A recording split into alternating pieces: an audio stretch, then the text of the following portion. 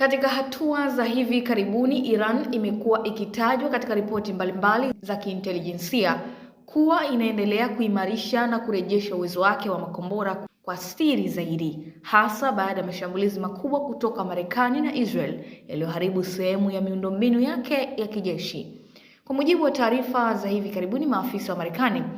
wanasema kuwa Iran inalenga kujenga upya haraka uwezo wake wa drone na makombora ili iweze tena kufanya mashambulizi yake ikiwa vita itaanza upya. Historia ya vita inaonyesha kuwa Iran imepoteza sehemu kubwa ya vifaa vyake vya makombora na maeneo uzalishaji kutokana na mashambulizi ya anga, lakini wachambuzi wanasema